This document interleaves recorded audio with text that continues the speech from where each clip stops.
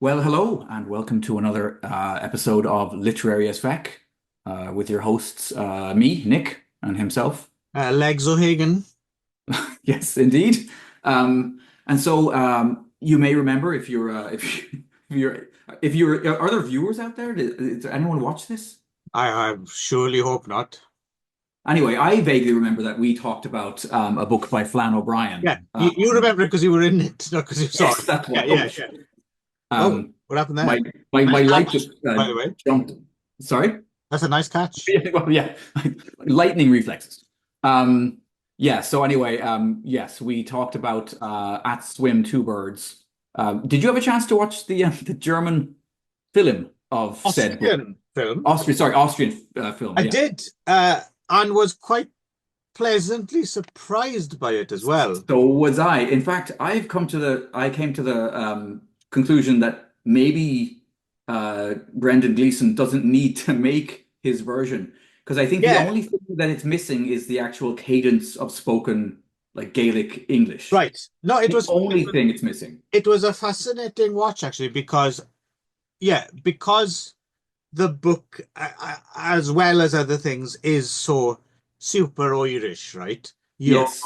you'll assume that, well, it's not going to work otherwise, right? And no, you're Hmm. quite right. It totally did work. But the one thing, so this is a film from 1997 by Kurt Palm, right? Yeah, and Austrian, apparently he's an experimental theater guy. apparently. Makes sense, Quite given. quite a low budget film, but very well, like everything about it, the music, cinematography, the costumes, the production Mhm. design is really inventive and interesting and stuff.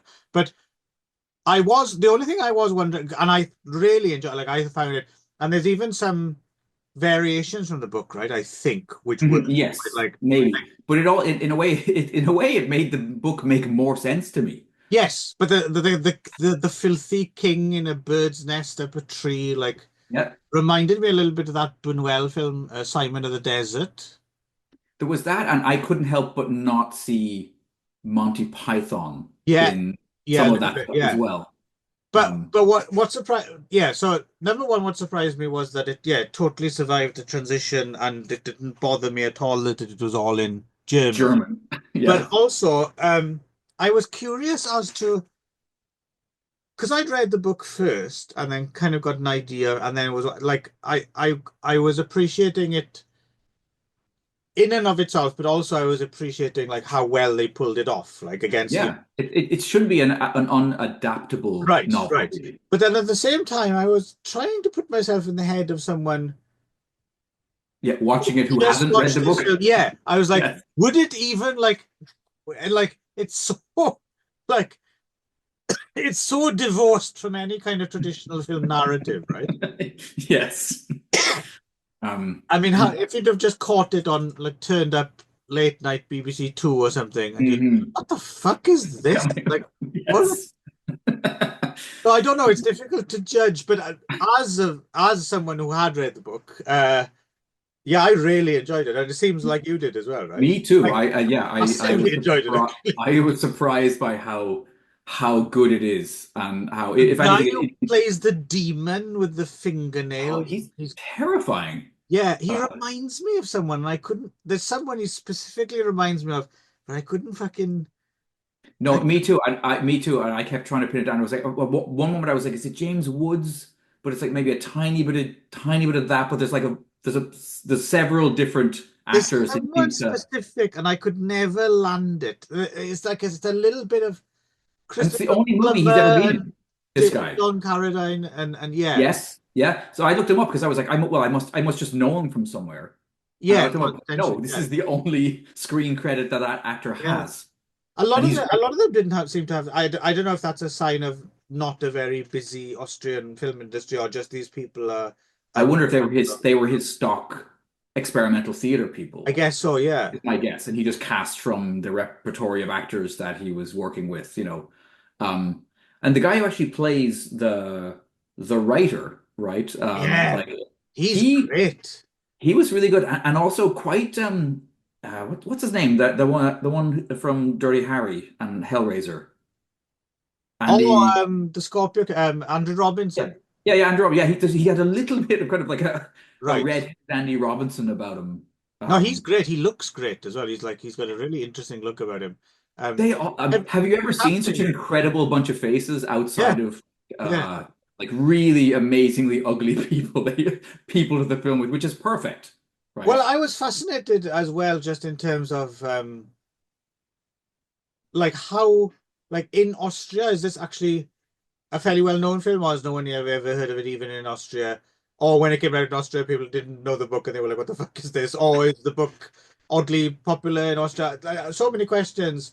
If you Mm. know anything about the film version of At Swim, Two Birds, yeah, please let us know because Hmm. I'd never even heard of it before, and No. I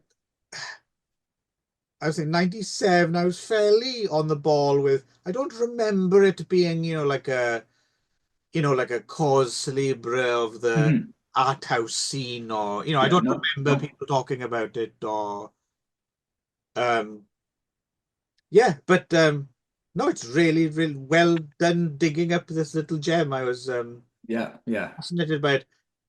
Do we want to talk about the brother Why not? I mean, or we might as after well get ahead of it because I mean the brother is there's a bit of connective tissue between both because it obviously uses pieces from both the third policeman and pieces from and I'm Right. assuming pieces from other things, right? Yes. Because there was the his various other pseudonyms, right, that he wrote under.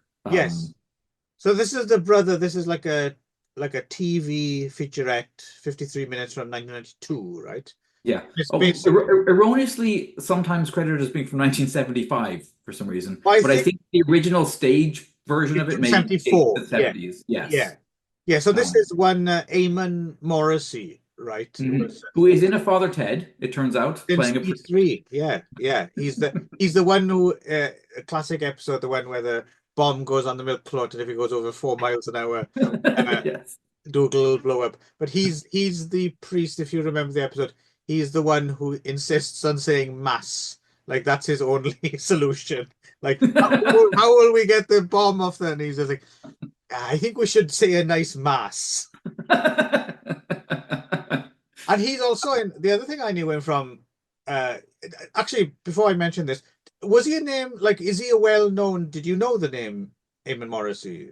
You know what I did, but not my. I suspect my parents would know him better. I think he's probably more of their Right, generation.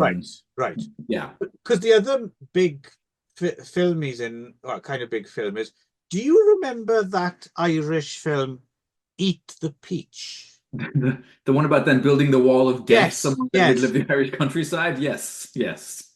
This is a film it's not a particularly great film, but it's a film that's always interested me a little bit because it was in the UK at least it was a relatively big, really, Yeah, yeah. Obviously, it was because we Ireland didn't really have a particularly thriving, no, and it came out in like cinema. 86, so it's still Hmm. quite economically deprived as well, Oh right? yes, yeah. Have you seen it? I don't know if I've ever. Yeah, I remember seeing it at the video shops all the time as a kid, but I no, Right. I don't think I've ever seen it. It turned up on telly when I was a kid, and the reason I was fascinated by it more than anything else is because there's not many Wall of Death films, Right. and I love. Have you ever been to a Wall of Death? No. They're fucking amazing, and I realize I'm quite lucky because when I was a kid, somewhere reasonably close to where we used to live, they used to have a thing called a steam rally. Okay. And a steam rally was, again, I'm assuming there's other ones. This is not the only one that exists. Hmm. But you'd go to like just some fields, is where it was held. And it was like, I suppose it was a celebration of all things steam powered. So it would be like this big field, and you'd have like someone would have an Hmm. old steamroller, and those like automated like pipe playing.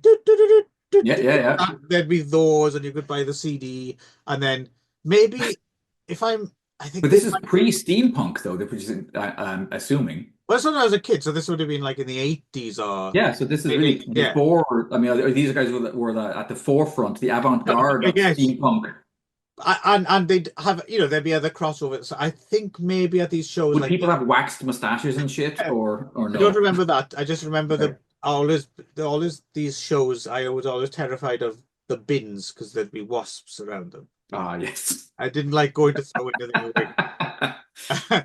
But yeah, and I think maybe some they like the Red Arrows would maybe do a flight. Yeah, of course. Yep. So those kind of rural shows that you get, I'm sure you've been to one or two in your time, right? Oh, Like, yes. Yeah, yeah. yeah.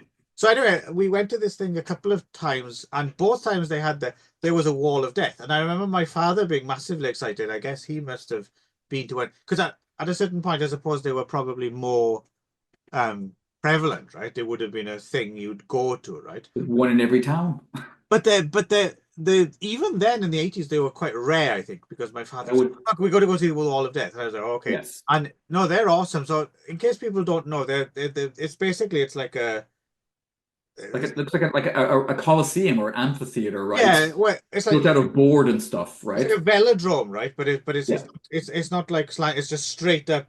It's just a Hmm. round arena, and then someone in a motorcycle defy us. We're It's like not a going ramp that kind of to. takes you up Yeah, but the until you thing start. is, Yeah. yeah, and just round it like that. There's one in there's a Radley Metzger film, isn't there, with a Wall of Death in Oh, I think Licorice yeah. Quartet, maybe. Yes. Yes. Yeah. Like Yeah. there's a hot chick in leather who does it, right? Hmm.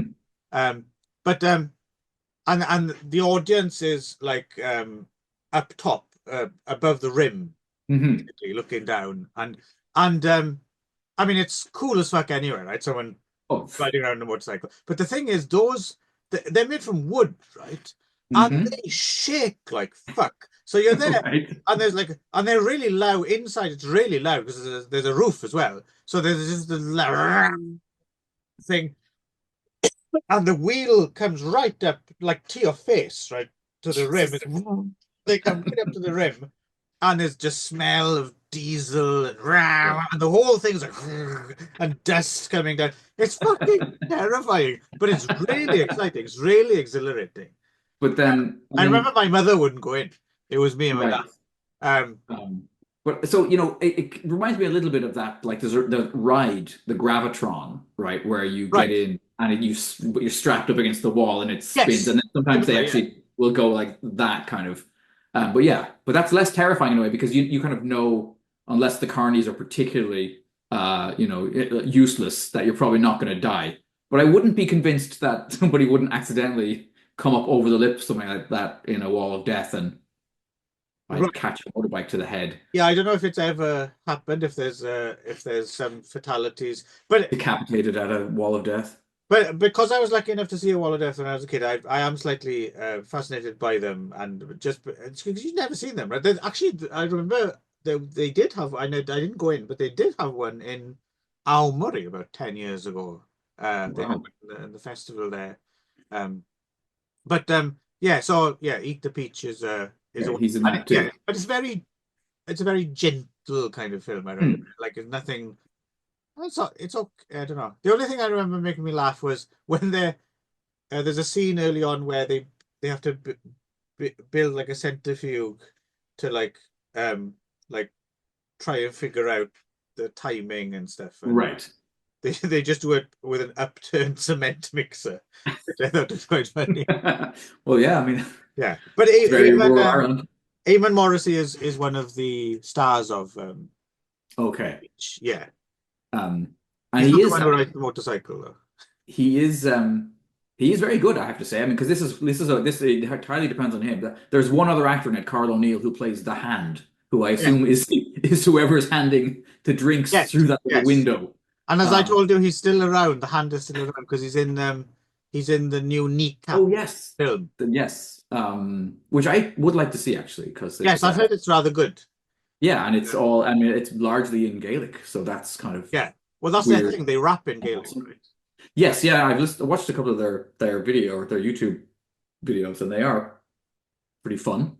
Yeah. Um, but yeah, so this basically it's like a one man show, obviously, and it's all filmed like the brother, right? It's all filmed Yeah. in this But yeah, pub. started off in '74 as and he's done it ever since. So it's basically Eamon Morrissey's. original monologue based on the Mhm. writings of Flann O'Brien, right? Yeah, And we're not that well read enough to recognize all of it. the references, Like, yeah. I would particularly like to know where that last bit about wearing another man's skin comes from. Yeah, that's That's really it, neither at Swim or Third Place. no. And it's quite unsettling, I have to say. It's a good little story Yeah, right out of EC Comics or something. yeah. Yeah.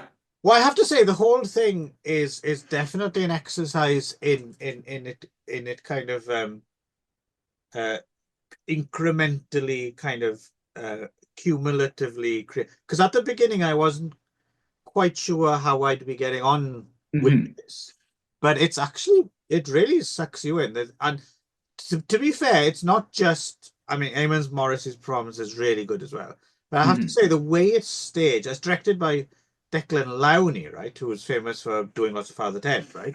Hmm. But no, the set. So it's like, actually, this is fascinating. I don't know if this is something you were familiar with. So it's mostly set is in this pub or the Yeah. snug of a pub or something, right? What's Yes. interesting, Yeah. I've never been to a pub like this in my life where there's a window Hmm. and you knock on the window and Yeah. they give you order and the drink. And I understand it's cartoonishly kind of overdone a little bit, but I'm Hmm. assuming this is like a, Oh, the real thing, yeah. yeah. Yeah.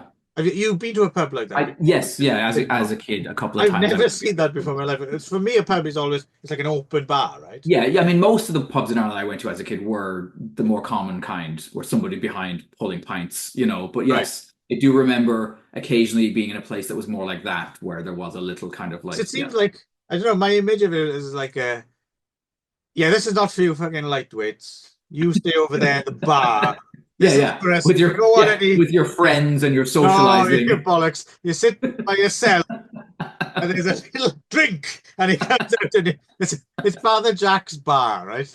Oh yes, yes. So I thought that was kind of interesting. But yeah, so the settings, and he's there, yeah, he orders his porter and his whiskey and his God, it gave me a powerful thirst. I don't know about you, but yeah, watching it, oh yes, yes. it Especially when he was. downs that one at the end, I was particularly like, Mhm, oh yes, okay, yeah, could do with a taste. Um, mhm. but yeah, but just that simple And set, very well the way it's observed. done And is really good. I could almost smell the place. It Exactly. Yeah, completely transported me back to being yeah, at the pub with my granddad, watching him do exactly that. yeah, Shots of whiskey alongside of pints of yeah. porter, and And and it's yeah, it's not even rushed the as well. handshakes, the Yeah, whole opening part was yeah. very. I saw tons of that as a kid, right? It's very it takes its time as well. So it's like it's not in too much of a rush. So he does stop and he drinks and he lights cigarettes and everything is Mhm, just I don't know. I found it quite oddly beguiling and absorbing. mhm, mhm. And they use the space really well, and occasionally it switches to like a courtroom or something or whatever. But it's just directed just enough that it's no longer just a stage play, but Yeah, yeah, didn't agreed. overdo it. Yes. And I do like this the whole opening part about the brother and how somehow he's killed his wife.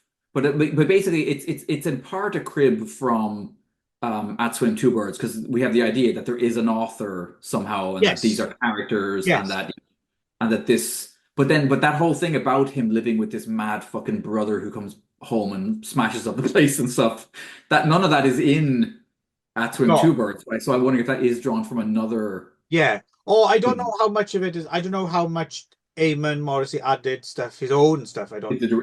Yeah, original to it, yeah. But then we do get some of the bicycle stuff yeah, from the third policeman and yeah, that very unsettling final story about yes. Yeah, I'd love to know where that's from. But the thing is, luckily I'll find out because now, after spoiler alert, I guess I don't know. Mhm. Across these two that we've read now, I think I will Yes, be a bit of a Flann O'Brien completist. I think. I think I will. And I don't know if you're planning to go to the same place next, but I'm going to have to read the Dalkey archive because it is the reworking of what we just read, right? Because it was never Yes. because the Third Policeman was never published in Flann O'Brien's lifetime. It was rejected by the publisher that had published at Swim Two Birds, and then apparently he told I don't know if you read this. He told some story to people about how it's gone. That he had been driving and it was in the back of his car and it shot out of the back of the car leaf Oh, by really? leaf. Yes, and then but the actual truth is even more depressing. Apparently, it sat on some side table like next to where he ate, and for like 26 years or something, it was just there, like Ah, physically, it always in his line of this is the sight. third policeman.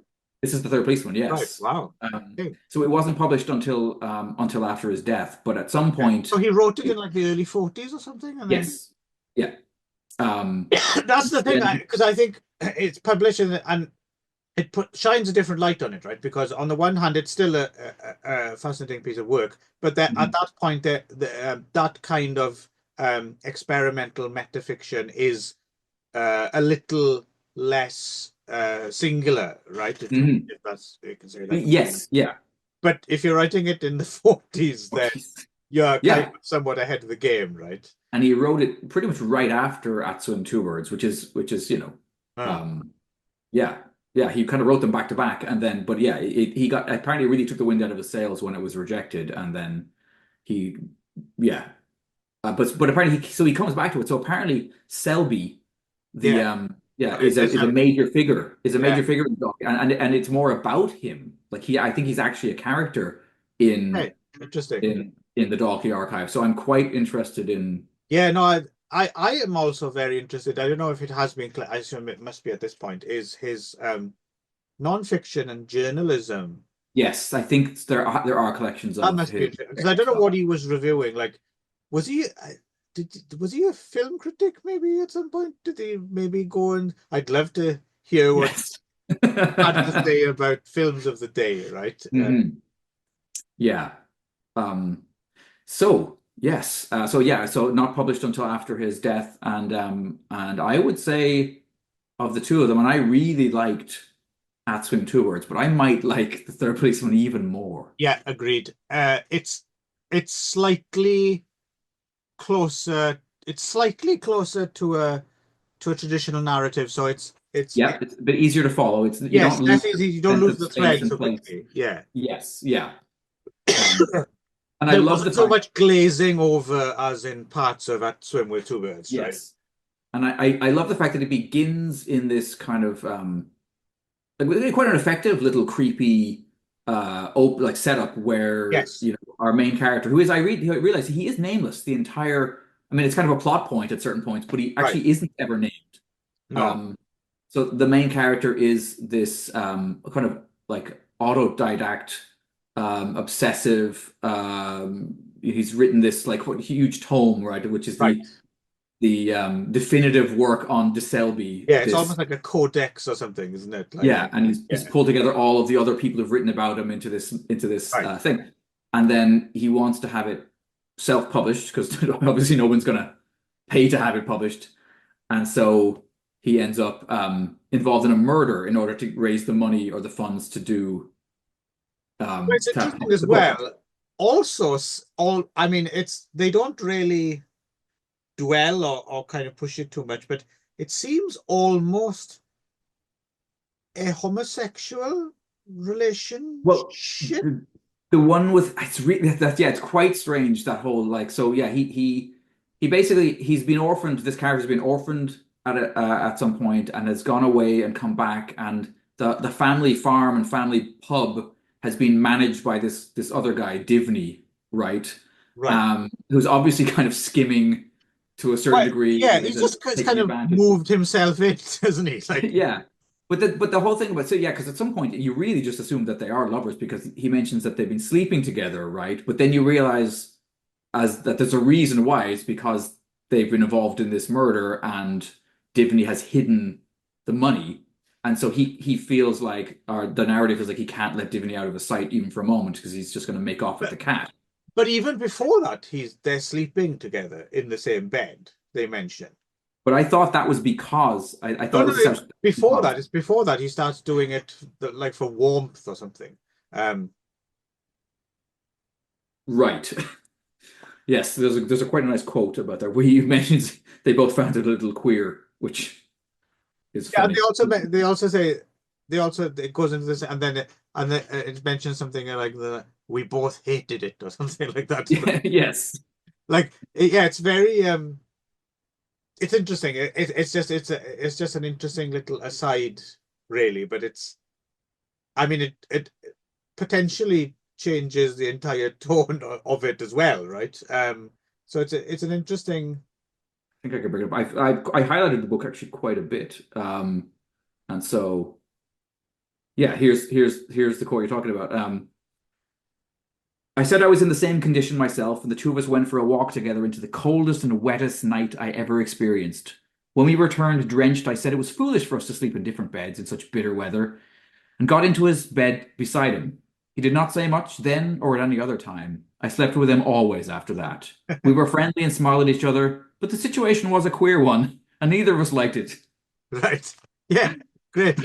Well, so I will say as well, because I did send you a message. I read, I don't know if it's because I was enjoying a drink at the same time, but I started this off in the bath and I read the first like 22% of the Kindle, whatever that is.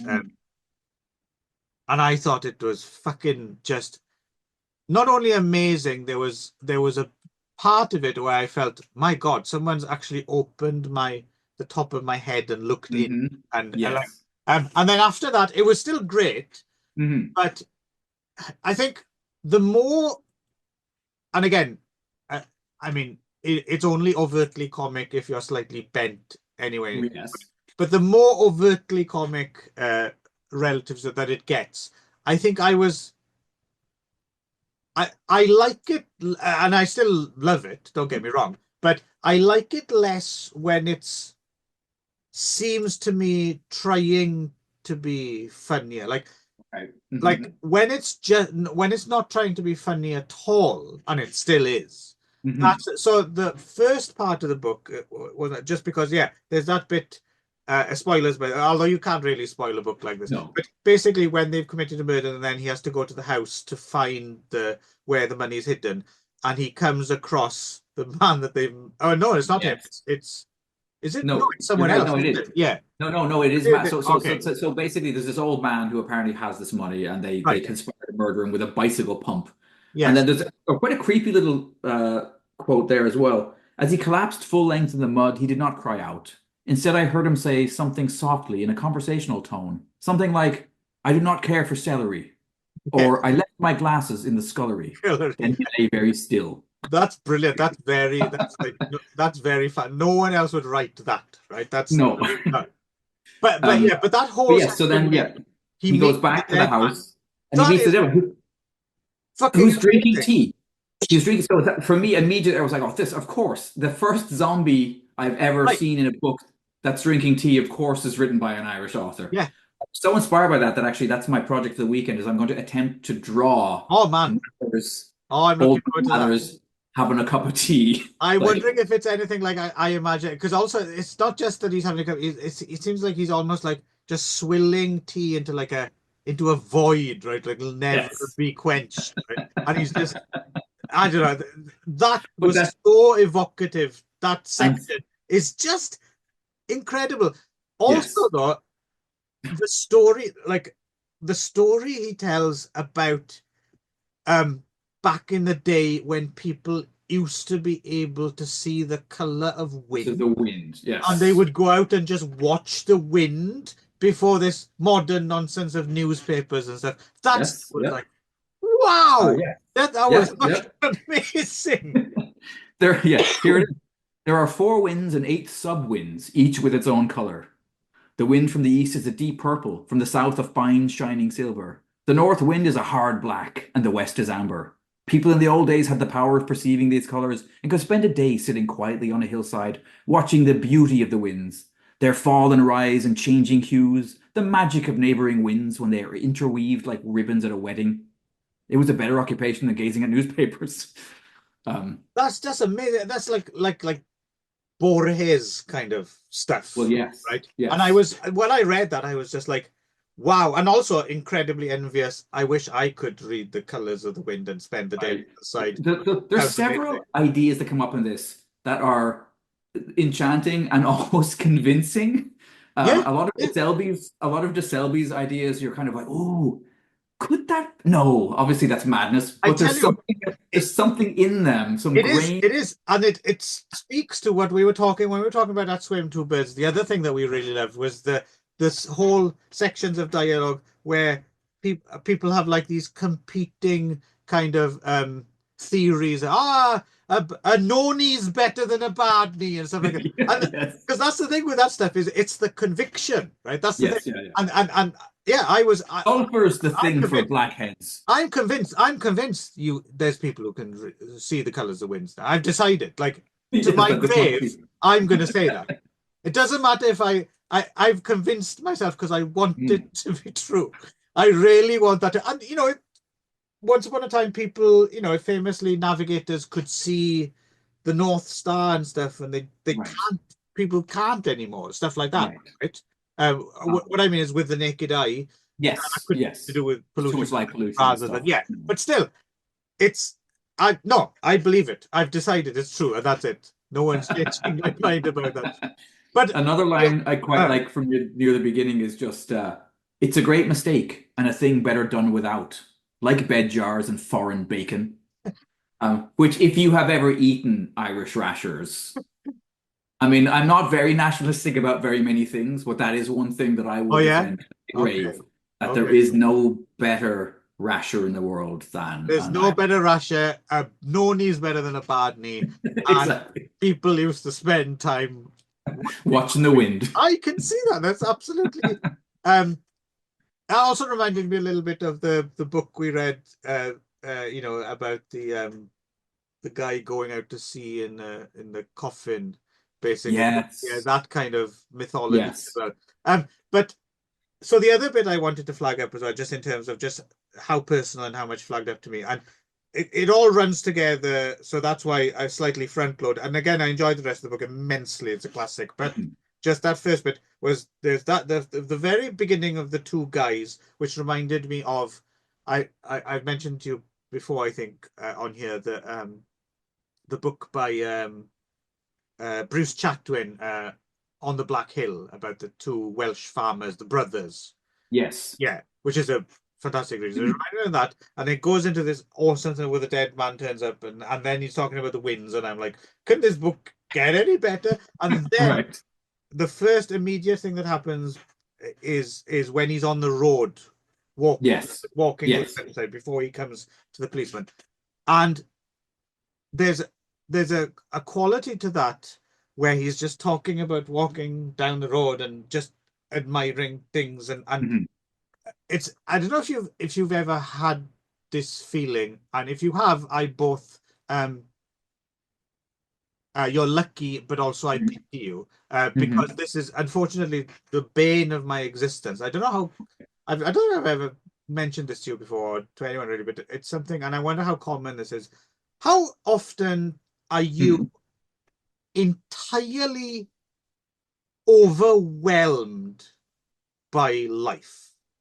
Like just the possibility of life itself. Like it almost Right. shuts you down, right? And Right. this happens to me all the time. And it can be joyous or it can be cruel. Yep. And there's this scene when he's walking and it's almost like he's seeing things for the first time. And he doesn't write it all out, but I've had this, I know Mhm. exactly what he's talking about.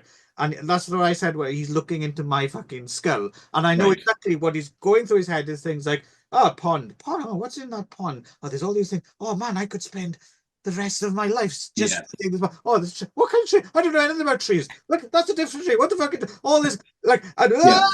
and it's like, and at the same time, it's really exciting. And this is amazing. But at the same time, like, God, how am I going to get around to all of this? Like, it's like a weird. So, is this a familiar? Yeah, I Right. don't know that I have it as often as you do. Partly because I know that the place it takes me in my mind is to a place of sadness because I know that in my lifetime I can't possibly follow all of my trains of thought and all of my, I can never know enough and I won't Right. be able to, right? But is it a sadness tinged with? There's also an exhilaration, though, right? Oh, Just the yeah, yeah, possibilities of, for sure. yeah, yeah. Absolutely. Yeah. Do you Uh, so you do know what I mean? but so it sounds to me as if it's weighed more negatively for you than positively, or No, no, I don't know that that's yeah. Yeah, I guess there's always that knowledge at the back of it, even in that yeah. moment of exhilaration of of this of like I can't life is never going to be long enough. I would quite happily live 10 lifetimes. I don't quite understand people who get tired of living. I understand that there's things going on that are beyond, so that's a very, that's a stupid thing. Maybe, but then But there are like surely, I I mean, guess bored. I'm going to say bored, not tired of living. yes, Okay, no, suicide is a different yes, yes, bored. I don't yes. understand people who are bored. No, neither do I. But then again, every now and again, I deliberately put myself in a state of boredom just to experience it. You Right. know what I mean? Like every now and again, Yeah. I deliberately shut everything off. Right. But that's not boredom because I'm not bored. No, I'm no. Yeah. enjoying Exactly. a thing. Yeah. No, I Yeah. agree with you. Yeah, the time of living thing is slightly different because, well, you're a few years older than me, and so there must be moments every now and again where you're like, "Fucking hell, I'm glad this comes to an end at some point." No, I understand. Yes, living in chronic pain and those kind of things for sure. But I would Yeah, happily yeah, yeah. But live my life over 10 more times and do yes, different things every agreed. time.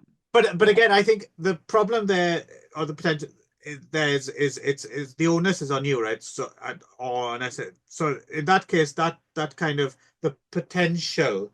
The thing is, it's only depressing if you're kind of obsessively butterfly collector about it and wanted to pin it all down and get to it. Right. If you kind of accept that this shit carries on without you Right. and are not envious of that or Hmm. jealous of it, Right. then it's all good, right?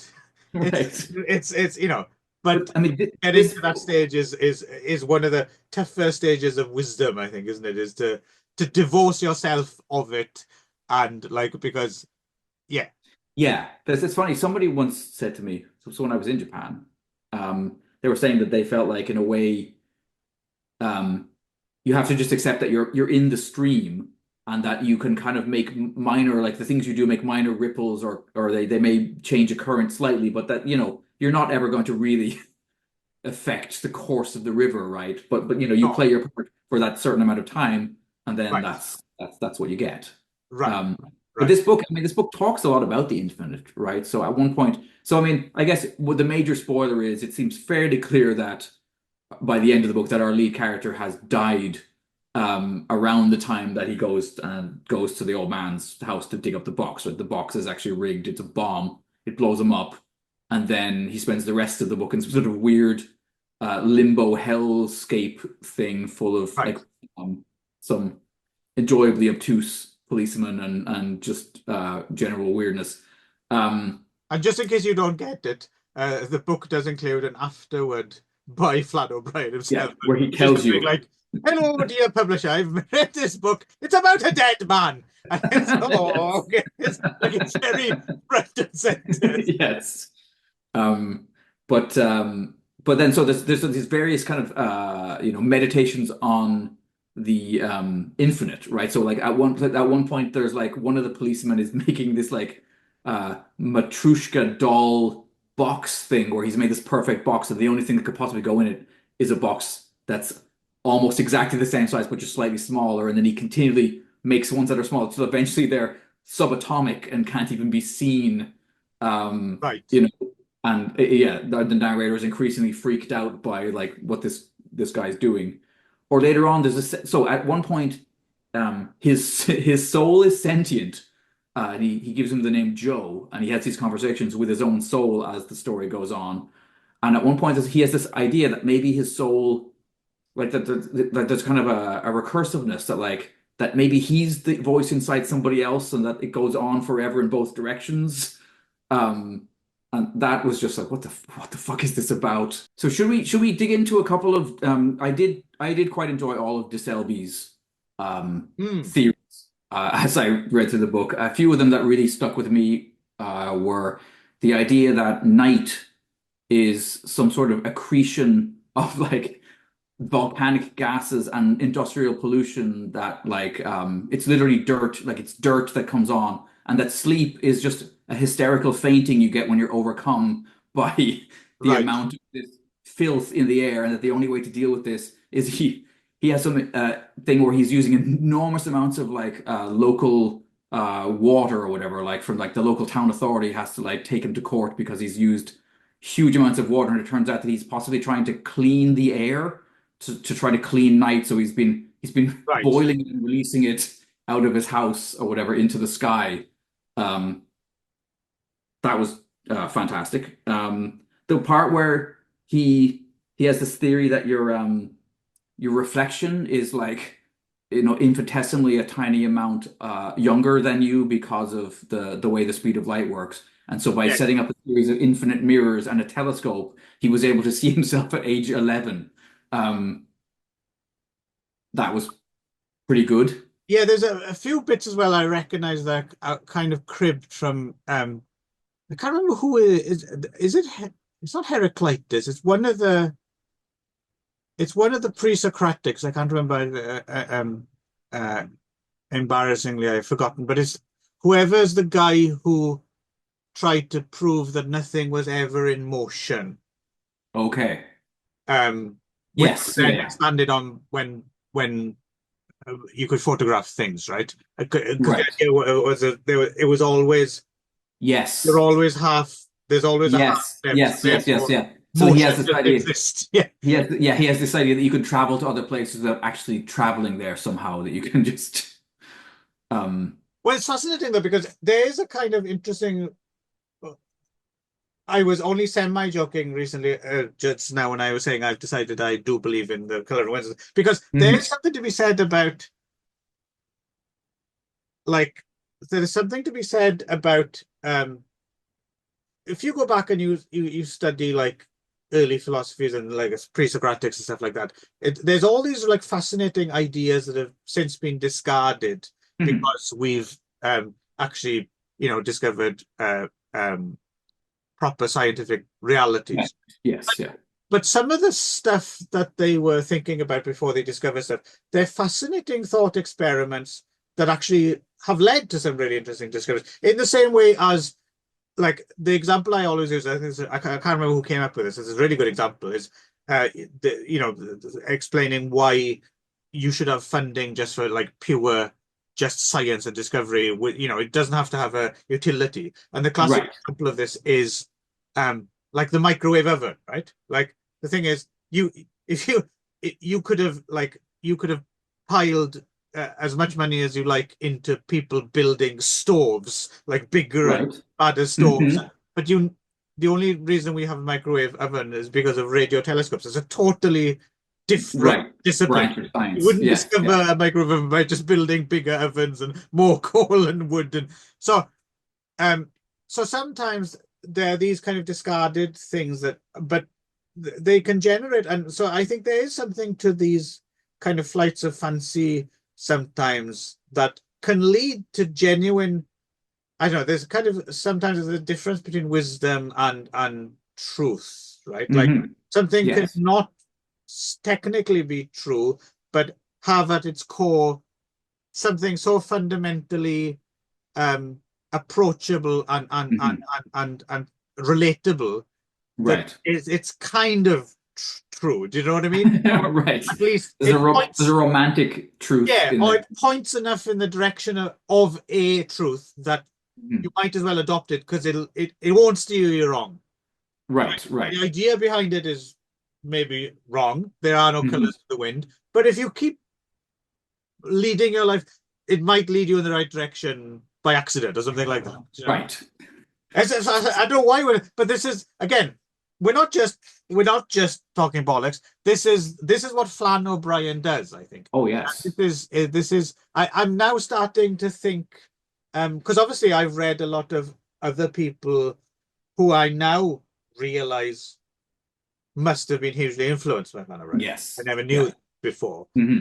I think my image of Flann O'Brien was wrong. My image of Flann O'Brien was slightly more parochial and Hmm. twee or something, or Hmm. not this metaphysical shit. No, Right? And I will say that this book, more than the other one, actually, it's darker. It Oh really is. yeah, Like yeah, it's yeah, much darker. yeah, And I think, yeah, ultimately, yeah, it's like there, as you said, sometimes when the humor is maybe a bit overweening, but overall the general feeling, the general tone of the book yeah, is consistently quite grim, right? yeah. So Um, I'm starting to think now. Just to finish, what I was going to say was I'm starting to almost, and in the same way as you have a pre-discovering Lovecraft or a yes. Yeah. pre-discovering, I don't know, William S. Burroughs and a Yep. post. I'm Yep. I'm starting to feel that with Flann O'Brien. There was a time in my life where I didn't know Flann O'Brien, and now there's a Yes. time where I do, and it's much richer Yes. I, for it. I agreed. So I It's don't know how it took me this fucking long to get to it, but Well, then I mean, as you know, in the last episode we did, my mea culpa is I did attempt to read right, right, one or both of these books back when I was 19 or 20, and for some reason it wasn't didn't ready work for for me at all. it. And now I can't understand who was that person that didn't see this as being Right, right. like amazing. So there's actually quite a good. It's worth reading. There's quite a good on NPR review, the funniest and scariest book ever written, by Oh, Chris okay. Lehman. Um, and it's in part it's kind of it's an interview. It's question and answer. But at one point he says. Yeah, he's also talking about like some of these claims are as you said they are there's something about them that seems so truthy even though they're not true, but Right. there's something about them like and why isn't it true as the novel claims that when you hit a piece of steel with a hammer some of the atoms of the hammer go into that piece of steel, so why shouldn't people turn into the bicycles that they ride? Well, that's um the thing, isn't it? Yeah, it's close enough. Atoms are exchanged, yes, right? in But motion and exchange, it's yes. just taking it to kind of an nth degree. But no, it's a fascinating thought. Well, why not then? I did enjoy. I mean, I have to say, all of that stuff started. Like there's people in this town who were 70% bicycle, and then and Yeah, then my granddad was like 60% horse by the time he died, and then the whole thing about it, and then the horse being 70% granddad coming in and interfering with young girls and having to finally be put down yeah, because just yeah. But all of I these think ideas. it's a horse that's buried in. Yeah, but it's fascinating that like the other thing is well, there's some pages which are just names, right? Like and the joy. Oh And I was thinking that's another Father Ted thing, right? Because yes, um there's a lot of that in Father Ted, like just really well chosen names. yes. Right? Well, I Matt do. Mustard, brilliant. Yes, I do think that I wonder too. So in this, I think it's in this. I was one of the things I was reading about this. Somebody pointed out that Flan's first language isn't English, um, Right. and that in a way it does. There's a play and there's a kind of there's a play with English that authors whose first language isn't English have that sometimes is missing from native speakers, I think, of Yeah, English. yeah, yeah, I yeah. don't think I'll ever have it because my first language is English. I don't have It also any other works language. two ways as well, a little bit. I mean, I'm sure Darren will back me up with this, and I have this thing with my family. Like, so I grew up speaking Welsh, but not like brilliantly, not like people in North Wales. We speak this kind of weird Wenglish mashup. Okay. So, but it's enough that you understand what's Yeah. going on, and you could say you're fluent in Welsh, but you're just Mhm. not. Uh, I don't know. I sound like more of an oaf in Welsh than I do in English, and I sound Okay. pretty much an oaf in any language. Um, but there's a fun to it as well. Like there's something I don't know why. There's something inherently hilarious about Welsh to me. Like Mhm. just the act of translating a simple thing from English to Welsh will make me laugh. And other people, as I've noticed it in my family, we'll sometimes we'll just use a Welsh word and it tickles us. I don't know what it is. There's something Mhm. about Yep. it that's funny. I don't know why that's funny. Or Mhm. it's a weird thing to have that. But you're right. It does inform. There's like a yeah. There is this weird kind of. It does kind of affect the rhythm of your language or English, isn't it? Yes. But you will have it as well, though, because to a certain extent you would have learnt a certain amount of Japanese when you were here, right? Yes. That happens there as well, right? I think that, like Right. adopting another language somehow reflects back on your and and again the same thing.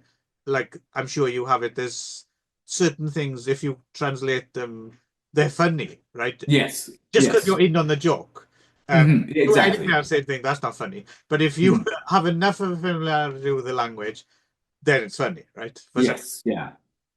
Um, and I will say, I suppose too, even the English that I grew up speaking and hearing is not, it was not the Queen's English, right? Right. I mean, Irish English or Hiberno English is a different English Oh yeah, yeah, yeah, yeah. than, yeah. So there's lots of turns of phrase that are basically just adaptations, like, are just are fully taken from the Yeah, Gaelic.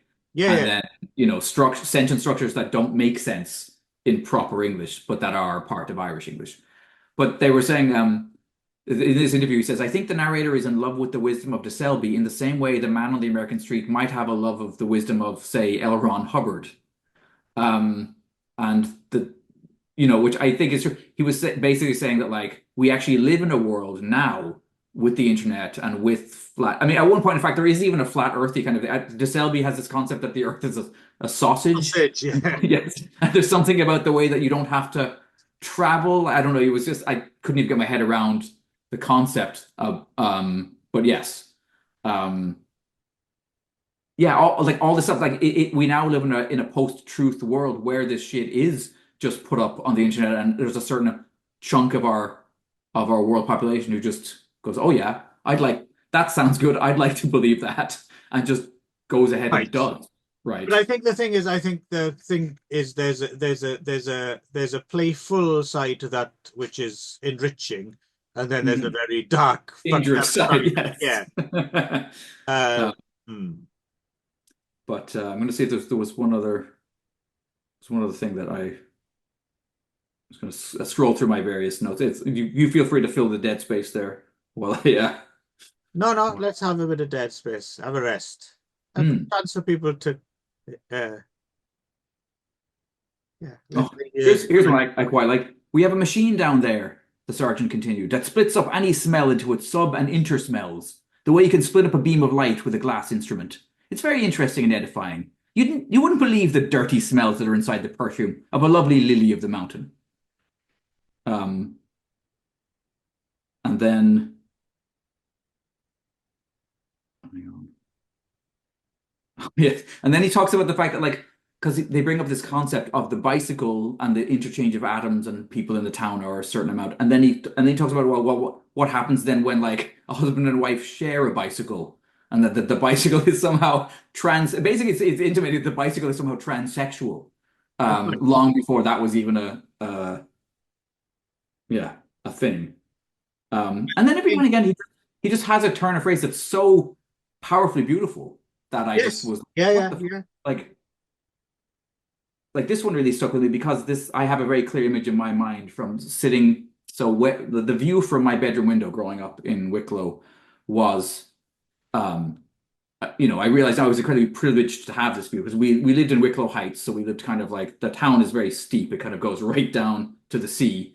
We lived at kind of Glow Heights. Wicklow Heights, That's the top of the. exclusive address. It's Not like really, because there was Pacific Palisades, right? because right behind us was Seacrest, which was like a massive proper council estate, which was quite a scary place. But we were kind of Apologies to viewers in the Seacrest in area. Seacrest, yes. Please visit, Tom Burns' van and get a bag of Monster Munch. But so yeah, I was, but we had this view, and you could see right down to the Wicklow Mountains, Yeah. and then there's also you could see the sea. There's kind of the bay came right in, and this patchwork quilt of like proper 40 shades of green Right, right, Ireland right. Yeah. stuff. And then so there's this line because I mean I can close my eyes and I can see it. I mean I lived there for the first 14 years of my life, and it is a view that I could paint from childhood memory, no problem. I could sit down now and paint it. Ah. Um, And he said, there's a line that says, "Some rank mountain bearing down upon the mind by occupying forever a position in the blue, easy distance." It's just beautiful, a beautiful Yeah, writing. yeah, yeah, yeah, The yeah. man Yeah, can put a sentence. you try and take it apart, it doesn't compute, but it just flows, doesn't it? Yeah. And I had forgotten the word "gom" for idiot or moron. Oh, I don't Completely think I know forgotten what that this is something. Yeah, you feckin' gom. Like that was very much something that I heard growing up as a kid on the playground or from yeah, and then completely evaporated from my mind until I read it in here and was like, oh fuck yeah, like it's a real feckin' gom. Well, it kind of makes sense to a certain extent. You were saying your relationship with. I'm wondering if when you first started to read this when you were younger, you were still in the stage of propelling yourself as far away as possible from your roots, which is what Hmm. younger people do, right? And you're looking Yes, at that the may have been thing. part of it. And now Yeah. you're in that part of your life where you're kind of trying to reconnect. So Hmm. you're more invested in it, right? Like I would imagine 1920, it would just be too fucking Irish for you, right? Like, And too weird. I honestly think I was really? probably in some ways maybe more politically, in my mind at least, politically radical, but more conservative in some ways, and more conservative in Right. what culture Yeah, that it I could was be, it could be. comfortable imbibing, Makes right? sense. You do meet people who are radical in one way and then extremely conservative in other ways, right? Like, Yeah, and I think it was probably just too strange, and I just didn't get it, and now it seems so entertaining. There's another one of the this is the last thing right near the end he has to escape, um, and he jumps on this bicycle, which he describes. It was a gentle saddle, yet calm and courageous, unembittered by its confinement and bearing no mark upon it save that of honorable suffering and honest duty. I knew that I liked this bicycle more than I'd ever liked any other bicycle, better even than I had liked some people with two legs. I liked her unassuming competence, her docility, the simple dignity of her quiet way. How can I convey the perfection of my comfort on this bicycle, the completeness of my union with her, the sweet responses she gave me at every particle of her frame? I felt I had known her for many years and she had known me, and that we understood each other utterly. She moved beneath me with agile sympathy in a swift, airy stride, finding smooth ways among the stony tracks, swaying and bending skillful. It's so incredibly sexual what's and it? awesome. It doesn't take long for the bicycle to become gender specific, right? Yes, Yeah. yes. Um, No, and then it's yeah. yeah. I mean, like we could talk about it Yeah. all day long, all day Yes. tomorrow. Yes. And Yeah. it's fascinating. It is one of those things as well. Like there are things that come along every now and again, which I'm getting my mind's all flanned up now, so it's Yes. difficult to make a straight sentence without going off on different tangents. But there's a this connects a little bit to another phrase I really like. There's a Hong Kong movie called Painted Faces, starring Hmm. Sammo Hung, which is which is about the his childhood basically, and the Seven Little Fortunes and Jackie Chan and all that. How Right. they grew up as picking opera kids and the kind of torture they went through basically. Hmm. It's a really good film. It's from like the late 80s. Painted Faces. I would recommend it if you haven't seen it. Okay. But there's a line in it I particularly like where Sammo Hung and Lam Ching Ying are having a conversation, and one of the characters says, "Drinking is such a waste of time, but not drinking is a waste of a life." I love this. And it really, it to me, it speaks because it's just like, Mm. yeah, I struggle with this every fucking weekend, right? It's like it's a waste of time. But can you imagine life without this as part of it? And where was I going with this? Why did I see, I fucked it up now.